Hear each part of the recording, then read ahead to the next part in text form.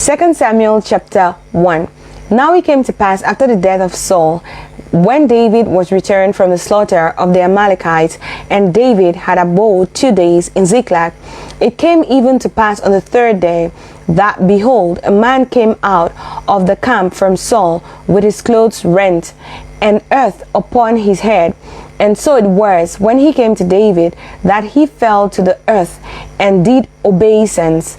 And David said unto him, From whence comest thou? And he said unto him, Out of the camp of Israel am I escaped. And David said unto him, How went the matter? I pray thee, tell me.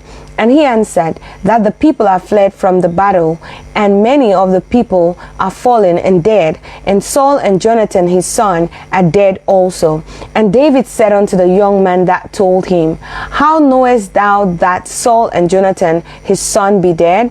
And the young man that told him said, As I happened by chance upon Mount Gilboa, behold, Saul leaned upon his spear, and lo, the chariots and horsemen followed hard after him. And when he looked behind him, he saw me, and called unto me, and I answered, Here am I. And he said unto me, Who art thou? And I answered him, I am an Amalekite.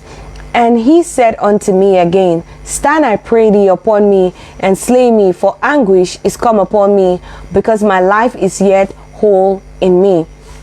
So I stood upon him and slew him, because I was sure that he could not live after that he was fallen. And I took the crown that was upon his head, and the bracelet that was on his arm, and have brought them hither unto my Lord. Then David took hold on his clothes, and rent them, and likewise all the men that were with him.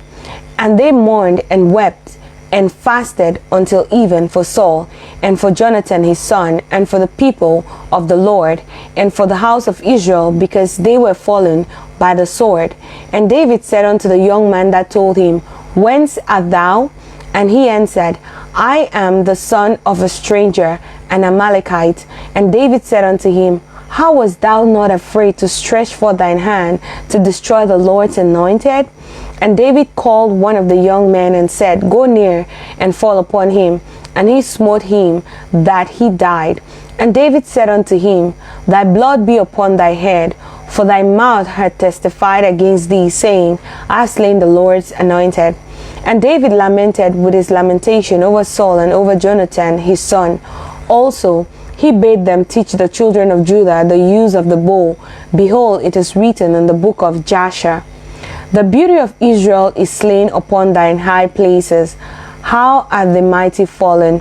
Tell it not in Gad, publish it not in the streets of Ashkelon, lest the daughters of the Philistines rejoice, lest the daughters of the uncircumcised triumph. Ye mountains of Gilboa, let there be no dew, neither let there be rain upon you, nor fields of offering. For there the shield of the mighty is vilely cast away, the shield of Saul, as though he had not been anointed with oil. From the blood of the slain, from the fat of the mighty, the bow of Jonathan turned not back, and the sword of Saul returned not empty. Saul and Jonathan were lovely and pleasant in their lives, and in their death they were not divided. They were swifter than eagles. They were stronger than lions.